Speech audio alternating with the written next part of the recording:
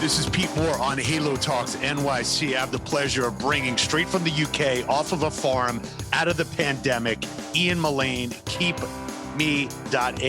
Welcome to the show. Farmyard animal. That's one of the best introductions I've had for a bit, Pete. Straight it's not bad. I mean, you got a suspension, you got like a TRX suspension microphone set, so I got to give you some props out there. Man. Jealousy's coming through here loud and clear, Dan. You'll notice your audio volume's a hell of a lot louder than normal because we've clearly got a new microphone we're playing with on your end. Yeah, it's all right, man. We're upgrading. I'm not saying it was from sponsorship revenue, but I'm funding funding this podcast out of my pro bono account. Good on you. So first thing is obviously technology has become a much bigger theme in the industry. I love the name of your company because sometimes people come up with these crazy names for their companies and all these different acronyms and I'm a CRM membership engagement module. I'm like, just tell me what you do. Okay, what do you do? I keep members for you, right? Like, let's keep it plain and simple. So you came from outside the industry, so you're a welcomed addition to bring your mind and experience into the space. So why don't you give your background, and then you can poke at me as much as you want. Right. Well, let me start with the simple aspects. So yeah, you say I'm outside of the industry. I am. I view myself in many degrees as I am. I am by training an economist, a financial engineer. You're more likely to find me in the hedge funds of NYC than you are to see me in the farmlands of upland New York State. But I also was an owner-operator for over 12 years of a business called Vanda.fit in Singapore. My experience has mainly been around predictive analytics and helping traditionally banks and hedge funds understand what their risk and their trading performance was like. However, being an owner of a fitness business myself, I hypothesized. I never intended this to be a business. This was my issue in the business. Can I possibly utilize the data that exists within my organization to predict within a time window I can do something about whether a member will stay or go? And that is how Keepme came about. So did you actually build this software to run your own club, and then you talked to other people about it and kind of evolved into a business that someone's like, hey, I'm actually not using those types of tools. Can I use yours? It seems like a lot of the billing software companies in the US kind of started with a club being frustrated. They started to code their own, and then it turned into a side business, which turned into a big business. Yeah, I think that's the same for us as well. I think, I have a number of businesses. I've had a number of businesses, and I had a software application, a SaaS platform before called LocalWise, which is a social media analytics platform used by a lot of the agencies that I sold last year. So I had that SaaS background, I had the fitness background, and then I also had the predictive analytics. And, generally, if you're going to build a platform of substance, it helps to have had the problem yourself. Sure. Because you actually understand it in depth. And it was that delivery of trade. So when I set out with the purest vision of solving our problem, it removed the difficulties of having to try and work out what everybody else would want it for. And it was then by having the conversation. Now, I'll be frank, I actually thought the problem was our problem and only our problem. I always assumed everybody did it better than us. Maybe we all think that like that sometimes, right? But the reality was that, the first conversations I had out in the industry, which, like any of these entrepreneurs' narratives have got a good story to them, it was a social interaction. And I mentioned to a senior guy in a very large operator what I'd done, and you'd have thought I'd found the holy ark, right? I mean, it was like, what are you talking about? And so it's gone through so yes, roll forward. I mean, this is 2018, 2019 incorporation. 2 years later, customers in 12 countries and counting during that side. And, it's developed from there into that aspect. But it's not just on the membership side, Pete. I think that what we realize very, very simply is, as an industry, we love to talk about the retention of our members. Actually doing anything about it is a whole different ballgame. Agreed. Right? Agreed. The reality is that in many aspects, the sales is the main area where they will look to get the optimization. I can understand that. And when we were in a marketplace where the competition was not growing as fast, maybe cost of acquisition was easier, and maybe we just didn't have any of the economic pressures that we now have, sales was an easy way of getting this done. But in reality, by bringing in the sales aspect into our platform, we've introduced people to the concept of predictive, the concept of machine learning, and then allowed member to become a part, which they've actually started to utilize from there. So, yeah, I've been in this industry for 22 years right now. And a lot of people look at the attrition and they say, it is what it is. There's nothing I can do about it, right? I'm going to lose 1,000 members a year and I'm going to gain 1,000 members a year. And then as I cut through the data over, a 20-year period, there's probably half of that retention that is controllable. People leave. I mean, I looked at, the last 10 years of my life. I've lived in a lot of different places. I've belonged to 10 different health clubs or studio concepts over that. So I'm like 100% attrition.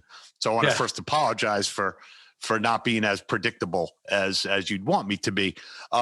Having said that, how have you been able to, change the narrative and say, look, 3% attrition a month, okay, that's the industry standard, but that's not actually acceptable.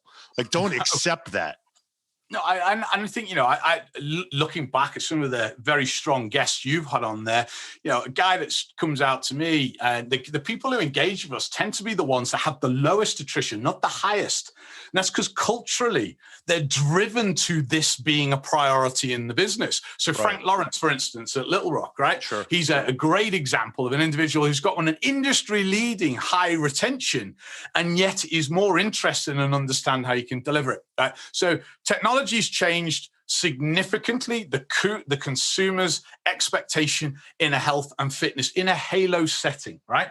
They have very clearly now got an understanding or an expectation of a level of personalization. It's exactly the same personalization they get with Spotify, with Netflix, and all of the rest of the stuff that comes through. And dare I say Peloton, dare I say Mirror and Tonal.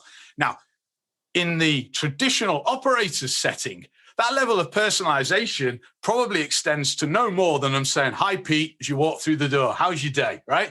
That's not personalization. I am no longer going there just to avail myself of a nice facility with a few pieces of kit. I'm going there as a continuation, probably, of what I am doing on a daily basis, whether that be, my external exercise, my mindfulness, a whole host of aspects. I want that continuation in. And technology is the only way traditional operators can do this personalization at scale. Because when we utilize the technology like machine learning and those aspects, we can start, and then we add in marketing automation. We've got the capacity to communicate with Pete at a level of detail that's just not possible on a personal level at scale. And that's why when I look at some of the guests you've had on, and you've had some, incredibly strong guests with an awful lot of experience and skills, they generally, in the ones that I can see that have done well, have approached technology as an initiator to move them forward in the process, rather than them, effectively as another cost to be burdened with. Right. No, that's a great point. I feel like technology, and I'll give some examples here for our guests to think through. Technology to me sometimes becomes a Band-Aid for them actually fixing the problem. It's like, oh yeah, so I have Keepme.ai, like I'm doing it, right? But you're not really doing it. You're just paying a software fee and you think it's working, but you're actually not utilizing the data. So, once you deploy your platform, what are the next steps to say, okay, here's what you need to know, and here's actually what you do about it? Isn't it ironic that in this industry as well, that's very often how our members feel about their fitness, right? So they take a gym membership and that's good enough, right? Attending it, yeah, well, we're not going to worry about that for another 3 months or so. Right. Listen, these are the lessons that I learned the hard way, right? Which was, the first one was telling them which of their members were no longer going to be a member in 9 months' time didn't make them do anything about it. Mm-hmm. Giving them a set of tools to then go out and take action along with that first piece of info did not make them do anything about it. Giving them a set of tools plus the information and then showing them what they actually needed to do to take action made some of them do something, right? we are still at a stage where culturally within the organizations, I'm never popular at this and I don't really care, right? But we are still culturally at a stage where I have yet to speak to anyone where they'll introduce me to, here's the chief retention officer within the business, right? Or here's the individual. I asked the question many times to CEOs, what part of incentive compensation for the executive team is geared towards retention in the business? You want to see the blustering I get over those ones, right? Sure. It's very rare I get anything of any particular aspect of it. I struggle a lot of the times even to get net figures out. I can get the sales from the previous month and I can probably get the retention aspect of it from separately, some cases, but I don't get it. So culturally as an industry, we're not driven towards retention. And the reason is because retention's hard. And additionally, we've got too much dogma, which has been existing for 10 or 15 years about the best way of doing it and making sure your receptionist says hi to the member 3 times in the first 4 weeks and that'll give you a 4%. All of this rubbish that's out there, right? Which, quite frankly, still seems to get regurgitated at conferences and seminars, and we see it all of the time. Yet fundamentally, we have not had an industry step change in retention for decades. Mm-hmm. And penetration, by the way, is the same, right? Regardless of the rubbish we see thrown out all the time about penetrations going up year on year. No, it's not. Penetration is going down. We've got a maturing marketplace, and unless I'm missing something, I don't see too many over 55 clubs out there which are catering to the expanding market. So I think that the attention shifts to membership. It won't now, by the way. Post-COVID, it shouldn't. We've got to go sales, right?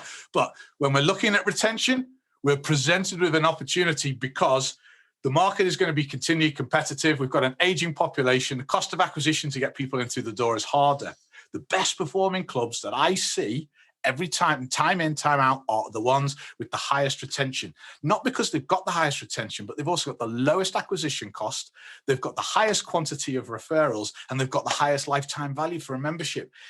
It doesn't feel like rocket science. Mm-hmm. It does feel like there's a logic, but not necessarily that it comes through very often. So just to give a no-name example, we're working with a club chain and they had 100,000 members on freeze. Right. Okay, over, let's just call it over 50 clubs. So it's 2,000 members per club. And they're like, all right, we're going to do this email drip campaign. We're going to do some text messaging. And then I asked the CEO, I said, how many employees do you have? And the answer was, like 1,000 employees or something in those through all those clubs that worked at different times and part-time. So if you actually if you actually empowered the information similar to what you're providing or that you are providing and saying, okay, if I just dish this out where it's, let's just say 50 members per employee, like, let's go and build these relationships with the tools and the information. One, how long have they been a member? I've been going to studios for pre-pandemic. I was going like 4 or 5 days a week, and no one asked me like, what do I want to achieve, or why am I here, or what do I want to accomplish? So I feel like there's a lot of lip service paid to getting results or understanding the member, but they're not really posting up.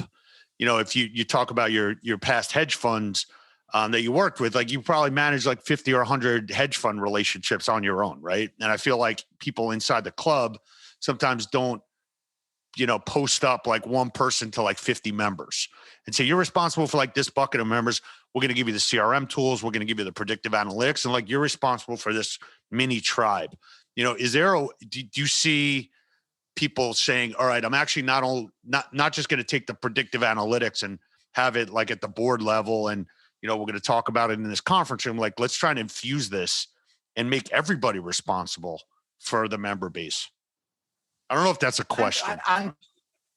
Well, no, but it's a sensible statement on the way things could work, right? But I think that the technology should always be an enabler to allow us to deepen the relationships. The digital's the kind of opening of the door and the shaking of the hand. And then that has built up an element, even if it's a small element of trust, that can then be back-ended with the actual personal relationship. There is still in our industry sometimes a reluctance to allow technology to drive the engagement with members because they have an illusion that they've got their people doing it. They do not. or that they believe that it'll be too impersonal, right?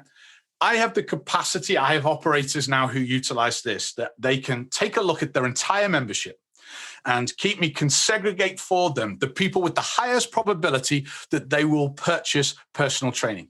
Now, it will take that section of, say, 10,000 members and bring it down to 5,000. So there's 5,000 engagements which are likely to be responded to. Out of those 5,000, it can then say, well, you know what, Pete, if you serve him a 5 offer, he'll probably purchase a 10. So don't leave 5 on the table, serve him the 10. Ian, he's not going to take anything like a 5, serve him the 1. Let's bag the 1 and move on, right?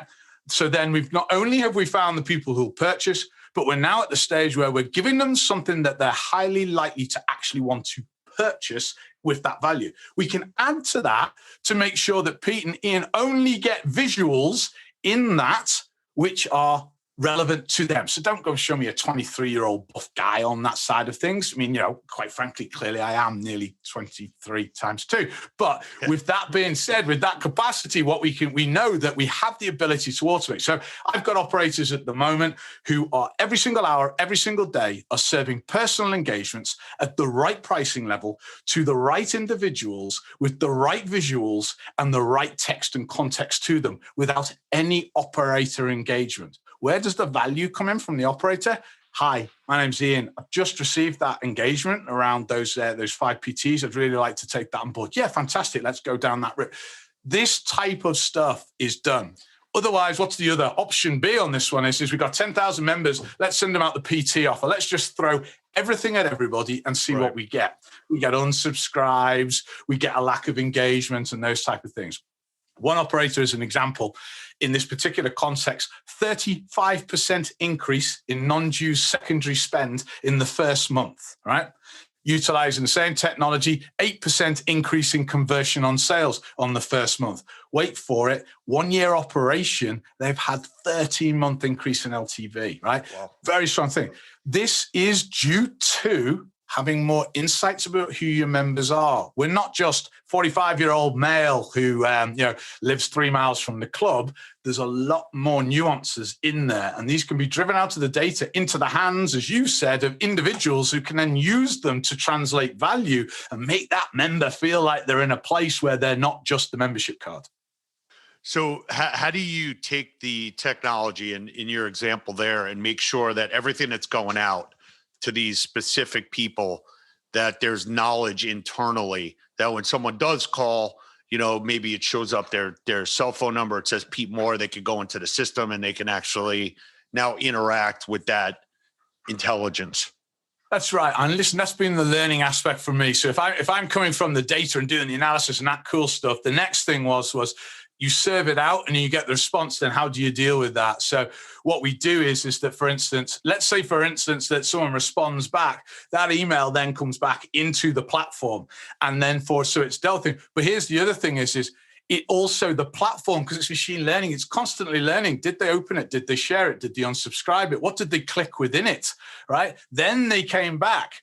And in Keepme, the operator is actually able to see there and then, what's the probability of Pete actually completing this sale, right? What do we need to do? And again, an area in the fitness industry which we need to get, and overall in the Halo side that we need to get better at is very clearly is things like playbooks, right? We need to understand how to engage with people. And, so we've got playbooks in there. We're even at the stage now where every telephone call is recorded, moves into the software, every text message, all of those aspects so that you've got it. And the machine is constantly learning and prompting you and me on how we should be engaging with that member to have things of relevance. How do you think about it? And I used to run a software company. I don't know if you knew that back in the day. I was on AOL dial-up, but we were doing CRM basically for like 1,500 health clubs. People were mostly doing it from their living room because they didn't want to pay $35 for a DSL line into the club. God forbid you wanted to actually get data where you work.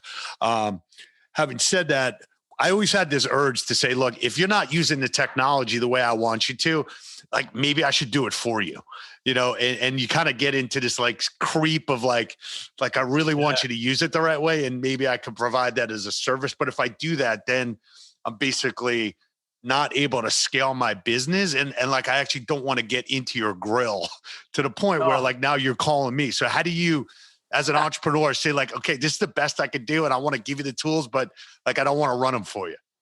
Pete, if I didn't know different, I'd say you've been sitting in on my bloody meetings recently, right? Because that conversation has been current for the last 3 or 4 weeks. And that's predominantly because we're in uncharted territory for operators at the moment, and they don't know how to deal with this, right? There isn't a book, there isn't a blog post, there isn't the experience existing in how to come back and find out that 75% of your members are no longer in contract. What do you do, right? So there has to be, the secret to it, quite frankly, is onboarding. It is to provide them with early wins, which prove the point to build confidence. If I was to give you an understanding of all of the areas that Keepme would have the capability to have, you'd be pleased, but also alarmed, because you'd be thinking, whoa, that's a hell of a lot of responsibilities being handed over to a piece of technology, right?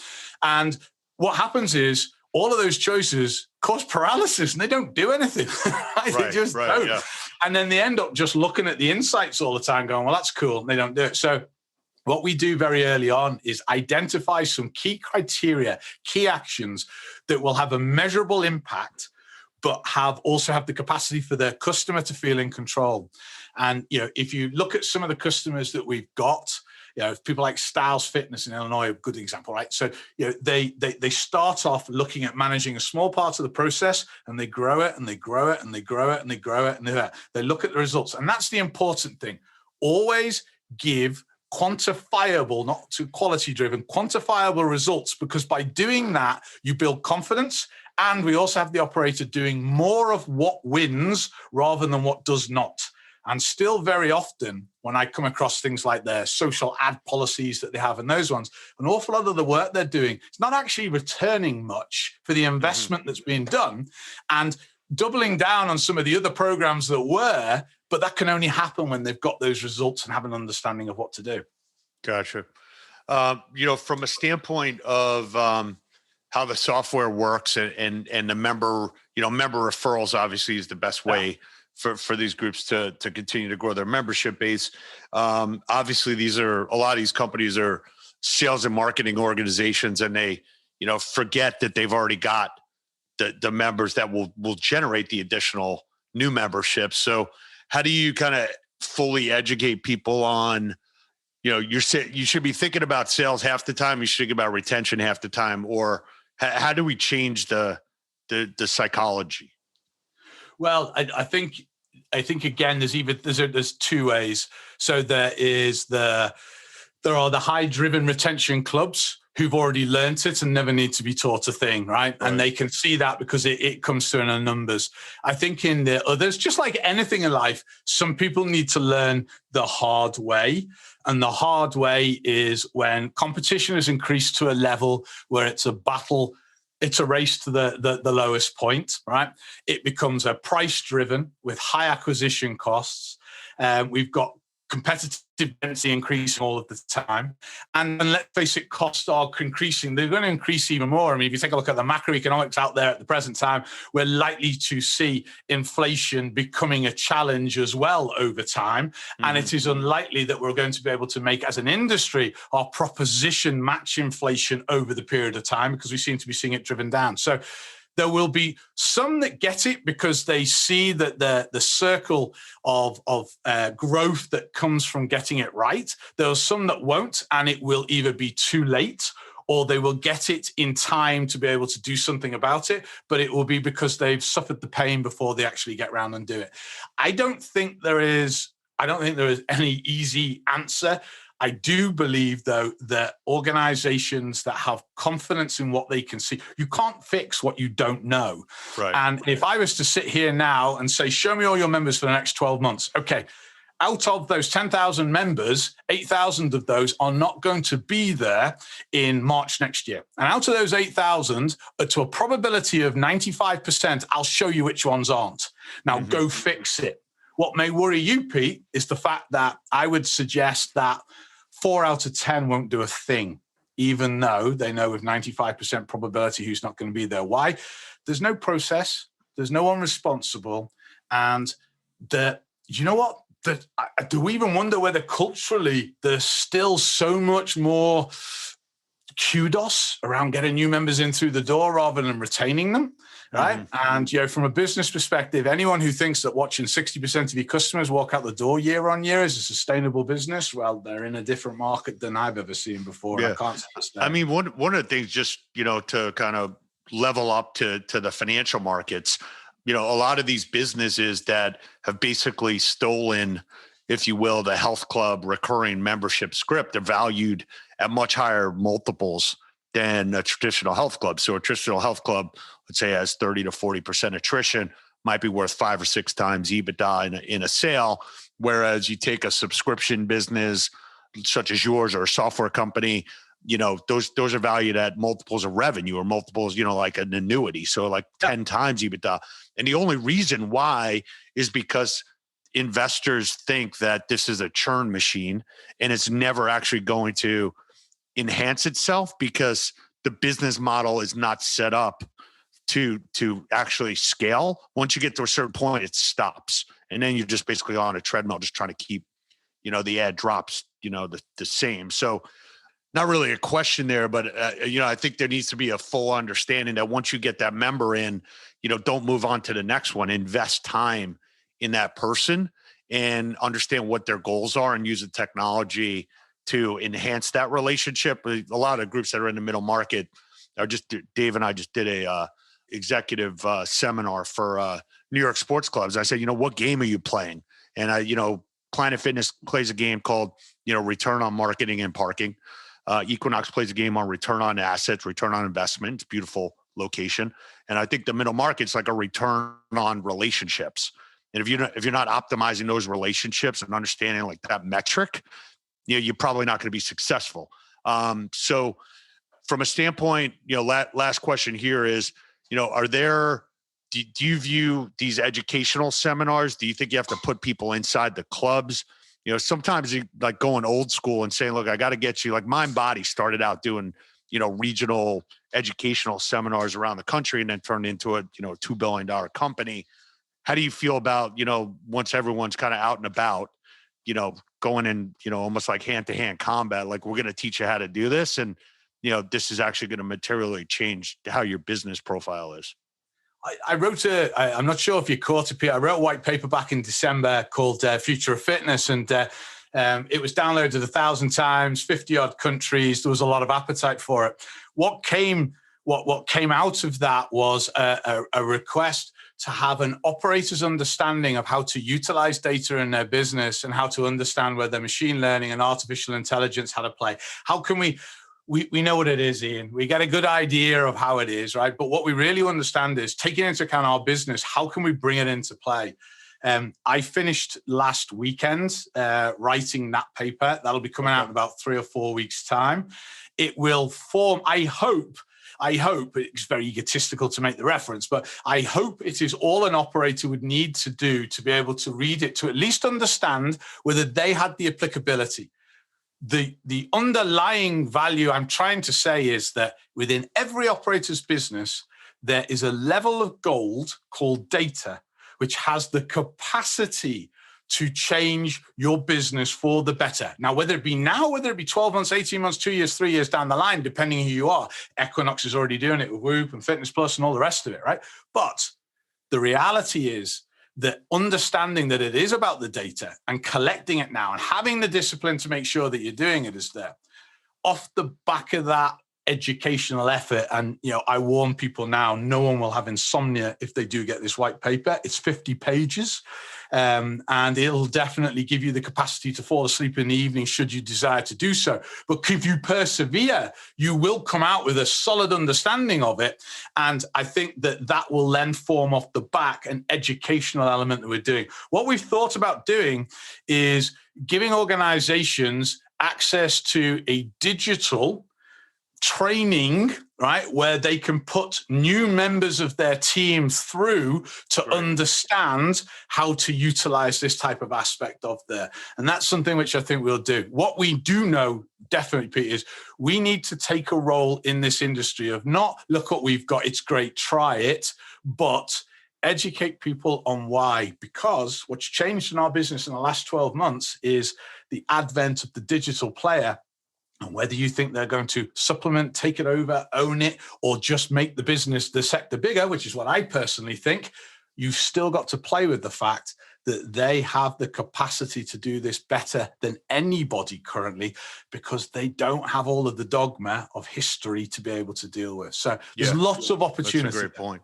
Yeah, we're working on something right now. We put a slide together, and you used to battle against a club that would open up across the street. They'd have some new Precor equipment. Maybe they're giving out free towels, bring a friend, what have you. And now you're up against, billion-dollar venture capital-backed companies that view themselves as technology companies first and fitness companies second. So you got to utilize all the tools that are available if you're going to go into this fight. So in closing here, you got any good quotes that you live by, or quotes that come up in your internal meetings to share with us? We got a little quote library. No, to be honest, no, not at all, because this is a professional podcast and it probably couldn't handle the profanity that I am capable of delivering at normally one of our meetings on that side. But no, we do have a plaque. My ego was large enough that they bought me a present a few years ago, and it's 3 simple words, and it says, "Get it, I won't say the F word, done," right? And that's pretty much the way that we work on this action. We have a bias to action every time, because you know what? Iterate, right? This whole concept of product market fit, it's a misnomer. You are constantly trying to find your product market fit. Doesn't matter if you're an operator, an investor, or a technologist, it keeps on going. That's where I would stay. Great. Yeah. I mean, the painting could always be wet, but as long as it's in the gallery and we're using it, like let's use the technology. Well, look, I appreciate having guys like you in the industry. Look forward to meeting you in person. If we could do anything to help out on the U.S. Side, which most of our relationships are in North America, happy to do that. And thanks for helping save the fitness industry as we know it. So great to see you. Pete, thanks for having us on. I'm pleased you guys keep on doing the work you're doing, because it is valuable to be able to share the breadth of experience that you have been sharing. And I can assure you there's a great amount of people out there who get value from every single one of them. Awesome. All right, man. Well, it's good to have you on the show. Look forward to seeing you in person, and anything we can do to help out and get this deployed and used to get people more results, we are going to collectively win. So good to see you, buddy. Be safe. Thank and you. we'll put that paper in the show notes. Perfect. That's good. Thanks very much, gents. All right, guys. Have a good weekend.